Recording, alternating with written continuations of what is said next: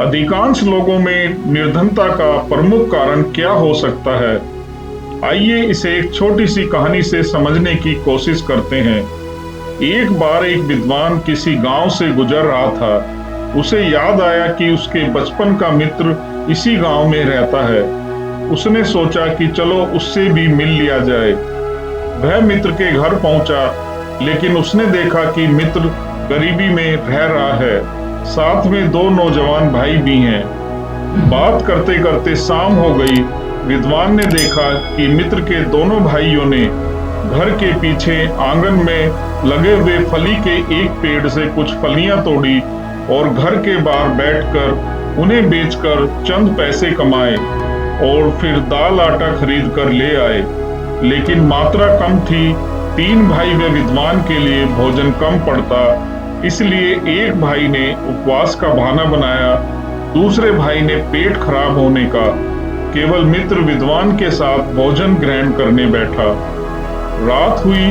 विद्वान उलझन में था कि मित्र की गरीबी कैसे दूर की जाए। उसे सारी रात नींद नहीं आई। रात में वह चुपके से उठा, एक कुल्हाड़ी ली और आंगन में जाकर फली के पेड़ को काट डाला और फिर वह रातों रात वहां से भाग गया। सुबह होते ही भीड़ जमा हो गई। सभी ने एक स्वर में विद्वान की निंदा की कि कैसा निर्दयी मित्र था। तीनों भाइयों की रोजी रोटी के एकमात्र सहारे को विद्वान मित्र ने एक झटके में खत्म कर डाला था। तीनों भाइयों की आंखों में आंसू थे। इसके बाद 2-3 बरस बीत गए। विद्वान को फिर उसी गांव की तरफ से गुजरना था। डरते डरते उसने गांव में कदम रखा।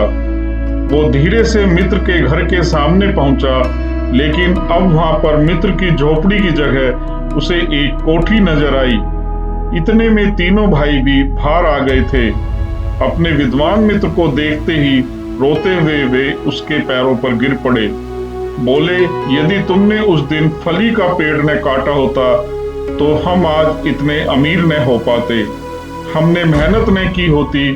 अब हम लोगों को समझ में आ गया कि तुमने उस रात फली का पेड़ क्यों काटा था। जब तक हम सहारे के सहारे रहते हैं, तब तक हम आत्मनिर्भर होकर प्रोग्रेस नहीं कर सकते। जब भी सहारा मिलता है तो हम आलस्य में दरिद्रता अपना लेते हैं।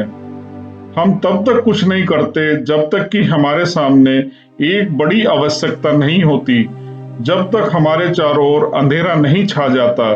तुमने उस दिन फली का पेड़ काटकर हम पर बहुत बड़ा उपकार किया था। फ्रेंड्स, जीवन के हर क्षेत्र में इसी तरह के फली के पेड़ उगे होते हैं। यदि आप प्रगति करना चाहते हो तो इन पेड़ों को एक झटके में काट डालो। तुम्हारी प्रगति का रास्ता अपने आप खुल जाएगा।